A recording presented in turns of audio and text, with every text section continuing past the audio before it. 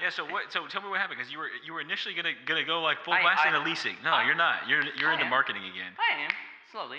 No, you're not. It's all right. Dude, I gotta build my company first before I build It's just a somebody 1 month else's thing I company. asked you to do. What's wrong? Move that way. Oh, stop move this way? moving this way. Okay. Alright, sounds good. Des Moines. We're talking about Des Moines. Yeah. Ready? What's up, guys? Welcome to another episode of Invest Iowa. Today, I have the Doyle brothers who have managed to close another property here in Des Moines. We're going to talk about how they did it, how do they keep improving and growing so much in their team, and what's to come in the near future. Thank you so much for coming, guys.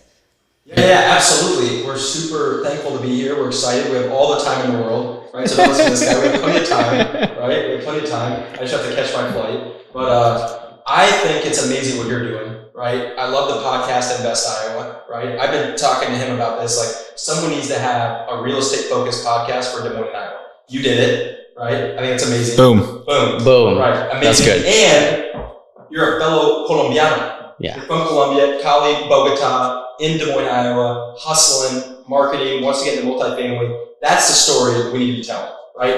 That's the story we need to talk about. So we should talk about both things. Talk about, the growth. Let's talk about your story, because we want to inspire and motivate other people. Come from Central South America, live the American dream. Yeah. That's what our story is, what your story is. You're a great marketer, by the way. Thanks. Yeah. We have a team. It's not me. We have a team. Yeah, I don't do it. Are you the acquisitions guy in your team? No, I'm not. No. The networking guy on your team? Firefighter. I put out fires. You put I out solve problems. No, I'm not I hate acquisitions, actually. Acquisitions to me is kind of like a car salesman title, role, job description. No, I'm trying to add value. I'm the value guy. I'm trying to add the most value to grow the pie. I'm the pie grower. How do you grow value? How do I grow a pie? Yeah. How do I grow a pie? I think you got to have vision, right? And you got to have failed a lot to understand how to connect the dots to create opportunity that then creates value that other people can partake in, right? But you don't get there unless you had and failed multiple times. And I think what most people don't understand, everybody, you probably, on your podcast, right? Everyone says they want to own real estate. Yeah. How many people do we meet everywhere on Instagram, LinkedIn, blah, blah, blah, YouTube? I want to own real estate. I want passive cash flow, blah, blah, blah. But nobody ever says, I want to manage properties. I want to manage construction, right? Nobody wants to do it because it's the hardest part. It's blue collar. You got to get dirty, roll up your sleeves. I mean, it is difficult, ugly, dirty work, right? But that's what it takes. And so in order to own real estate at scale, you have to have put out fires and manage construction and delinquency and crime and the evictions and all these things that are really messy. And so that is what that's how we're at where we're at, is because we've done it at scale with our own capital hundreds and hundreds, thousands of times, and we've failed. We've made mistakes, we've lost money, and we've made mistakes and we've failed so many times, and that's how you get to be where you can figure it out to be successful, is failing. What do you mean? What do you mean exactly by failing, especially in your company? What do you guys do wrong, especially with property management? I mean, the list is long. I mean, how much time do you have? I mean, you can rattle off a few things. Yeah, there's so many things. It's like when our first big property here in Des Moines, we took over a 51 unit apartment complex that was managed by a nonprofit, and they had units that they had a 2-bedroom, 2-bath unit, and you would basically you'd have roommates. So they are on 2 different leases. And we took that over, and we didn't know what we were doing. We didn't know how to transition that into a traditional apartment complex where it's 1 lease for both bedrooms. So we took that over, and the occupancy went to like 50% real quick. And it was like getting hit in the face. What are we going to do? Yeah, by that, it means let's quantify it. Like, you're losing $10,000 to $15,000 a month, right? Property taxes in Polk County are not cheap. The management expenses, the insurance expenses, the utilities. So you're talking about, you go in with a certain pro forma. We're like, hey, we're going to renovate 4 units a month, and we're going to have, we're going to collect and cash flow and blah, blah, blah, and have all this money. No. We bought it, and let's say we're supposed to collect $30,000 a month. I'm making numbers up. Let's say we're supposed to collect 30, we're collecting 15, and the mortgage is 14. The taxes and blah, blah, blah. You're talking, $30,000 a month in expenses, and we're collecting 15, right? So where does that money come from, right? We come from nothing.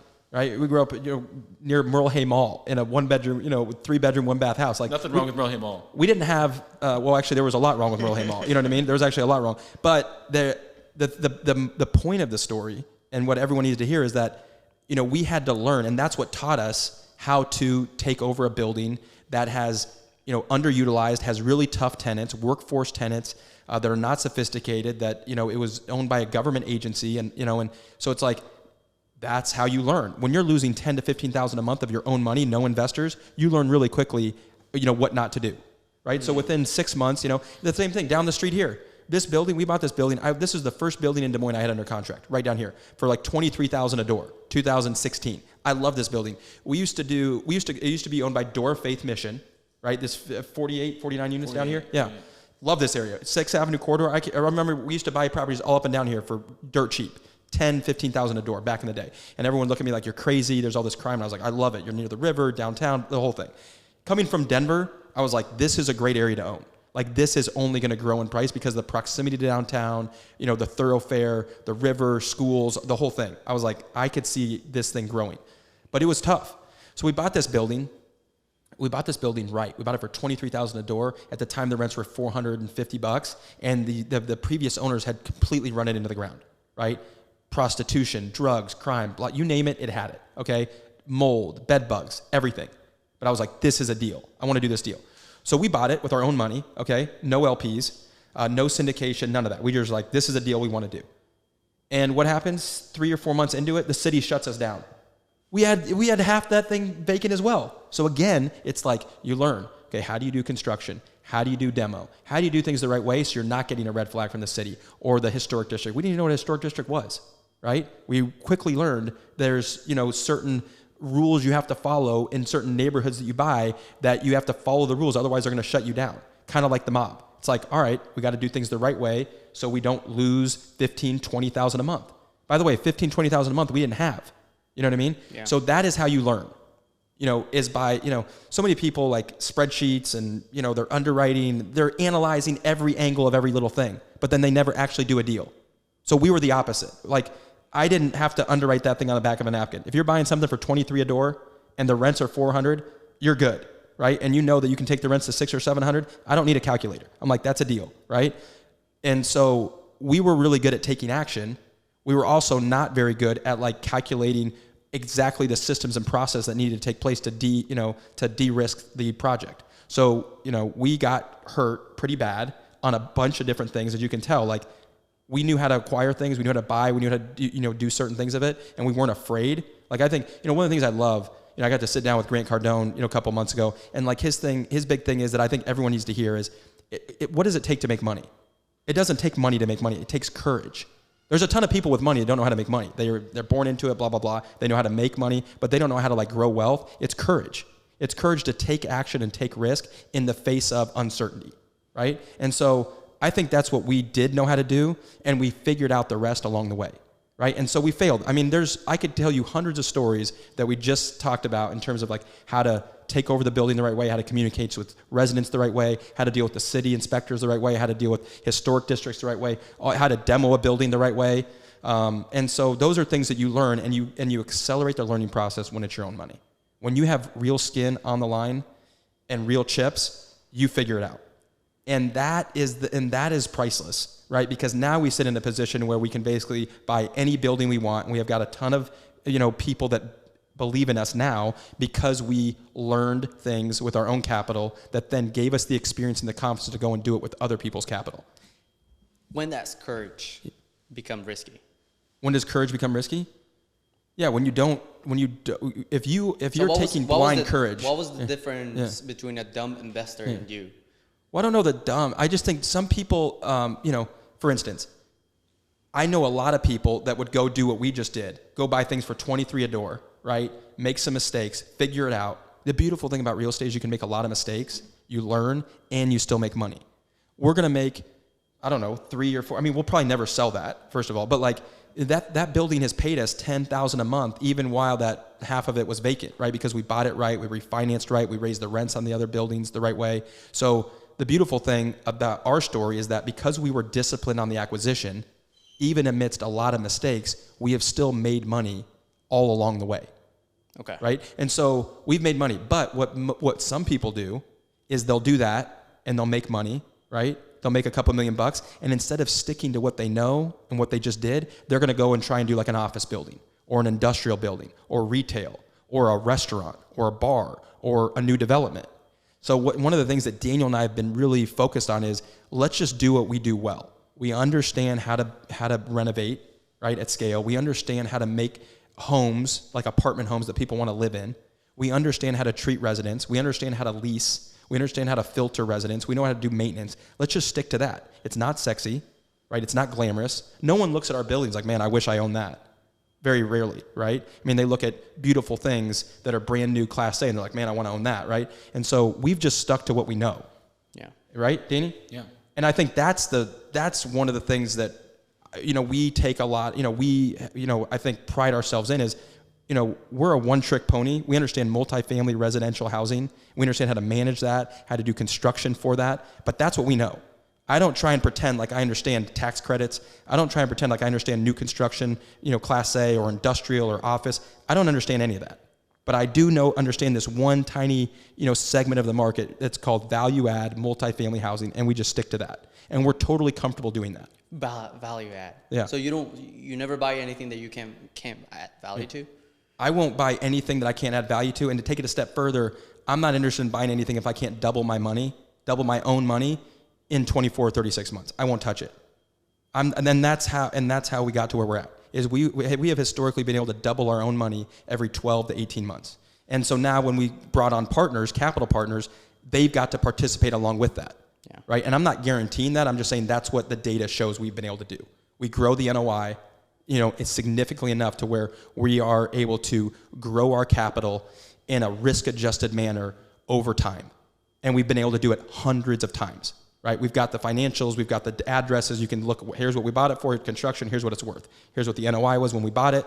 Here's the construction we put in. Here's the NOI on stabilization. And we've done that hundreds and hundreds of times. Now, we talked to you. It's been hard. Right? We've definitely failed along the way, but that is what we know how to do. And that's what we're comfortable doing. And that's what we're focused on. So I'm not interested in buying some trophy asset if I can't grow and build wealth. And by build wealth, I mean, double our money in 24 to 36 months. That's the goal. That's what we project. And we don't look at deals unless we think we can do that. How are you guys accomplishing this in Des Moines? What's so different about Colorado and Des Moines? No, we're doing the same thing in Denver that we are in Des Moines. The biggest difference is that there's been massive rent growth in Denver because of the positive migration. So you see massive amounts of people moving to Denver because, you got the Rocky Mountains there. It's great climate. They say it has the most sunny days of the year of anywhere in the country. So there's massive migration there, which has led to a lot of rent growth. So they're competing over one apartment, like one vacant apartment. So what do apartment owners do? They raise the rent. Well, in Des Moines, it's little by little the rent is raising. But we're able to buy really good assets in Des Moines where the rent is below market, like $250, and raise it $250 through construction. And then that's how we double people's money in Des Moines. Okay. So there's less assets in Des Moines. The rent growth isn't as rapid as it is in Denver, but we're still able to find the right deals and then make money around the edges as well as through construction. Is it easier to cash flow here because the cap rate is Exactly, because the cap rates are higher. Yeah. are higher? Yeah. Is it different from Colorado? It's a better yield. What's the trading cap in Colorado?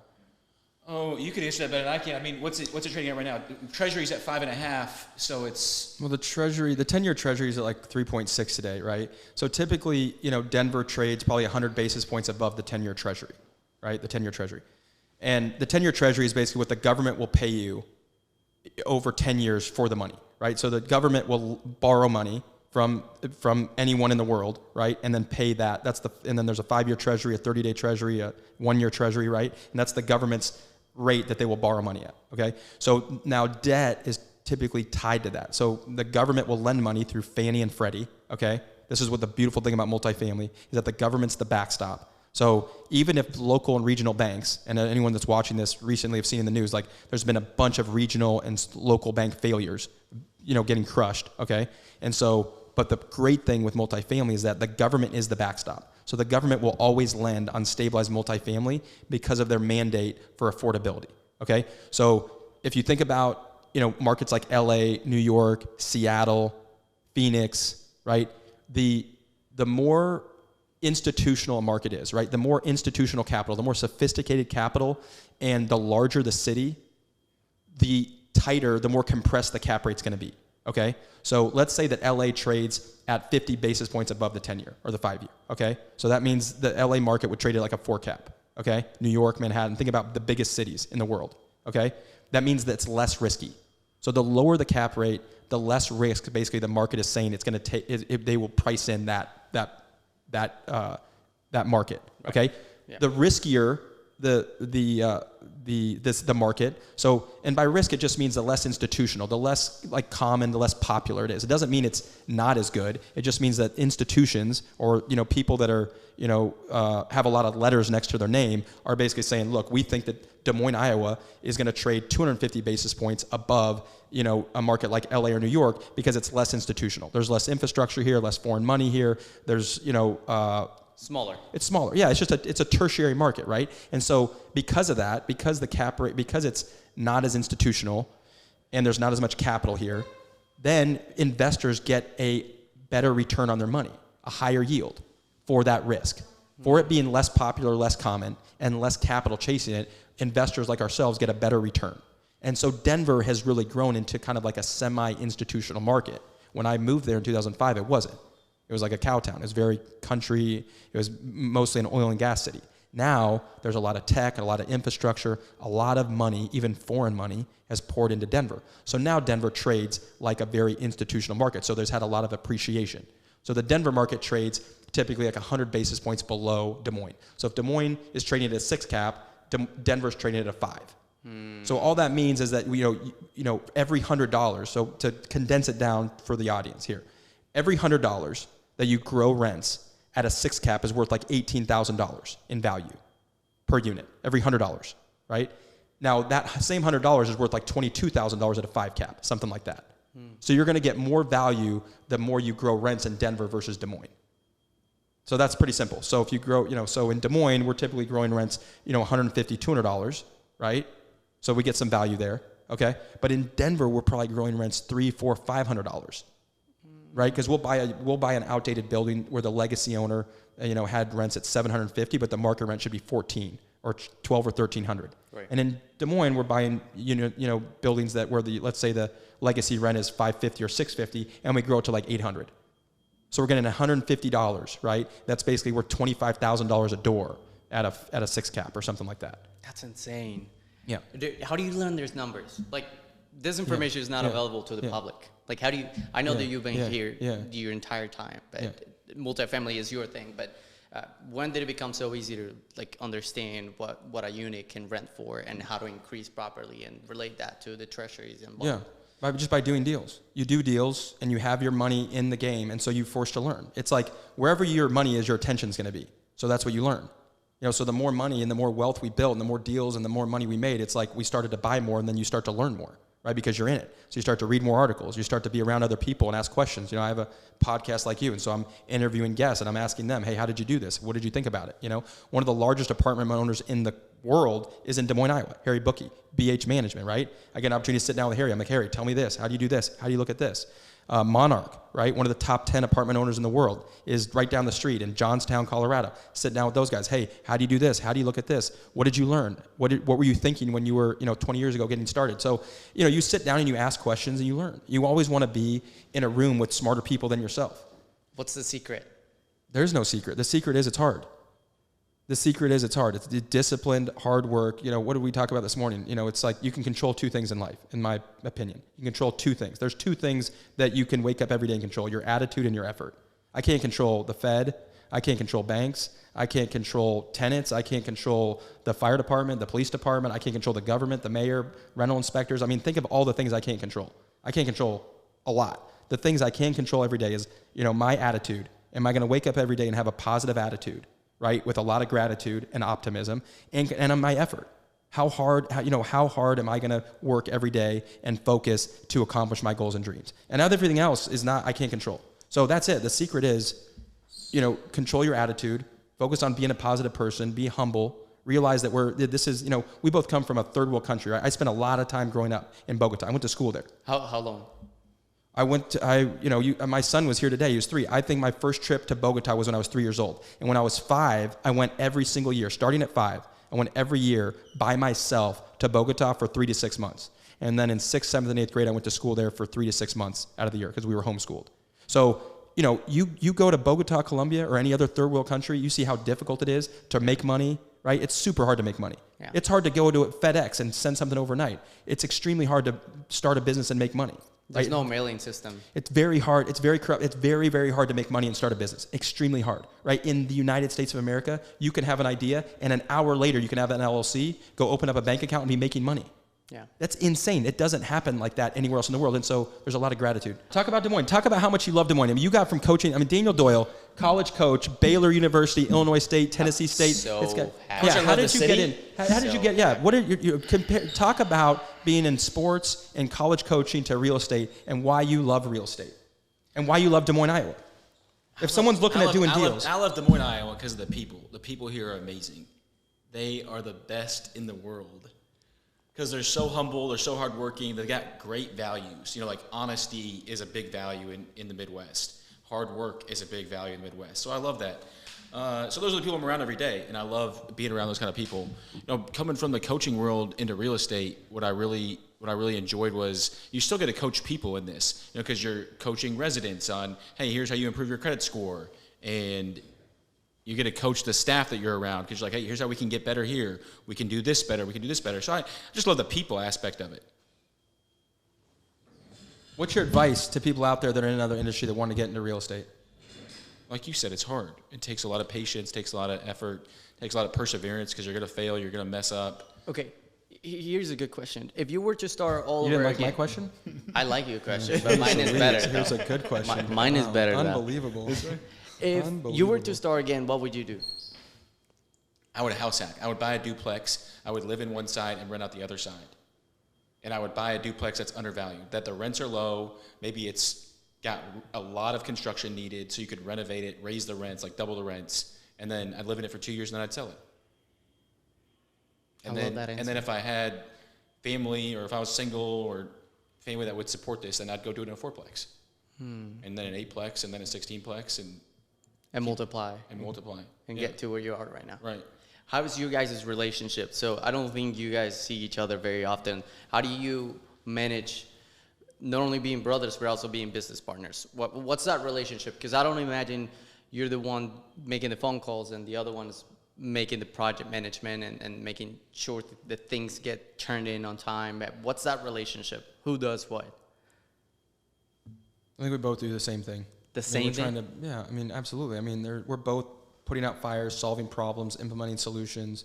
We're trying to, help other people. I mean, I think where we sit at now, like when we first started, we were like, how do we build wealth for ourselves?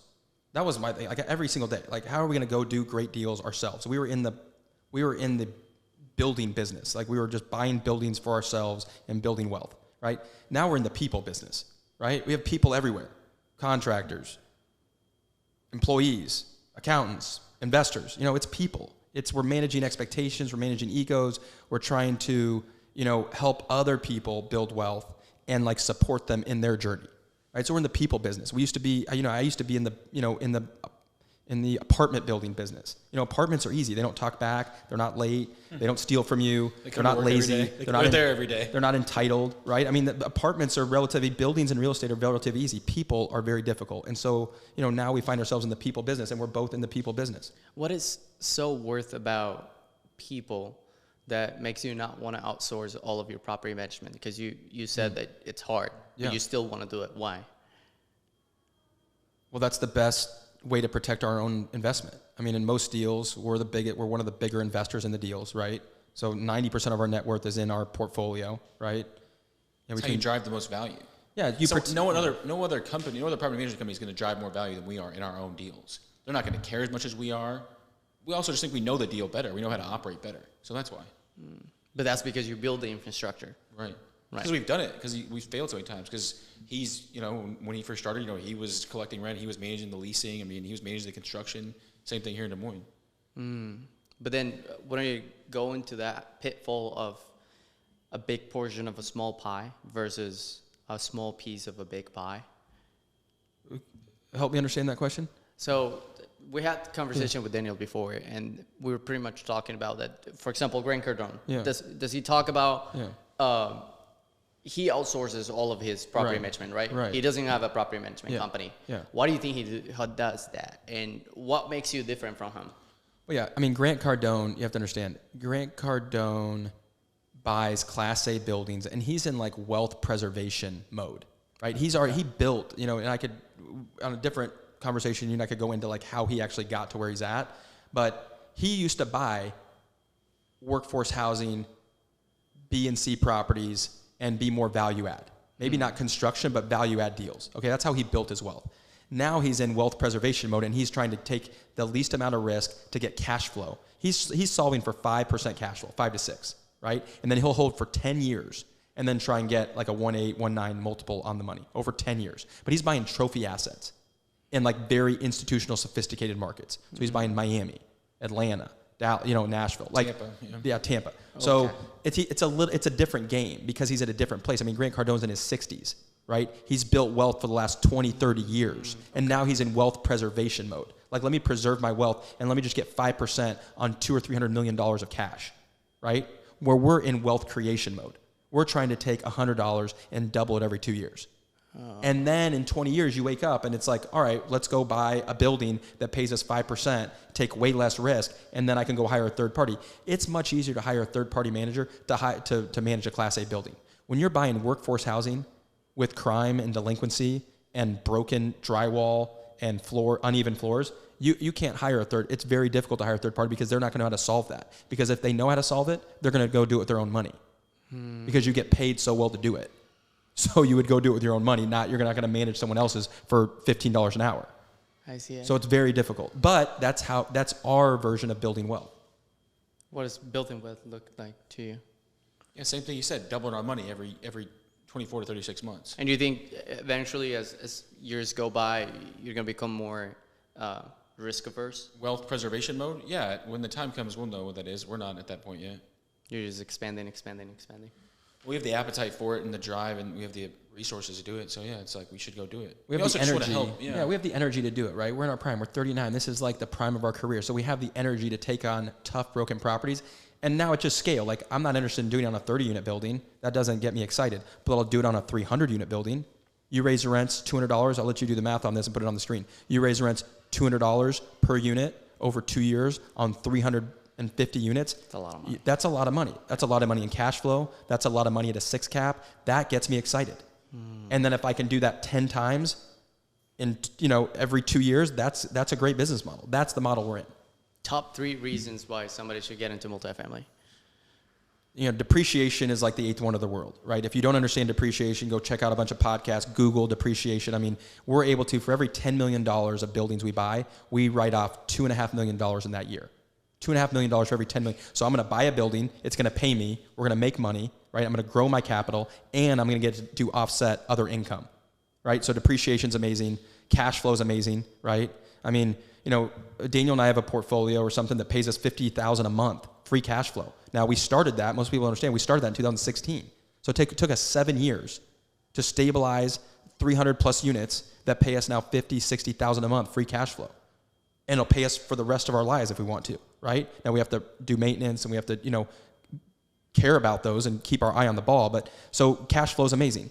And then appreciation, right? We've been able to grow and build wealth, coming from a third world country and parents that, didn't understand money, didn't have money, and be able to be in a position where, we own hundreds of millions of dollars in real estate. So, you're able to build wealth, appreciation, you have cash flow every month, right? Cash flow's, like the great equalizer. If you have cash flow, you can do anything you want. You have optionality. I can travel with my children. I can go on vacation. I can go do ministry. I can help plant churches. I can go visit my family in Colombia. You know what I mean? And we have a business that's running and properties that are paying us, right? Cash flow is amazing. It gives you optionality. And then, the first one is depreciation. Understanding taxes was like a big, big, massive learning curve that everyone should understand. The American people, these are things that we should teach in school, right? Financial literacy. I agree. Credit.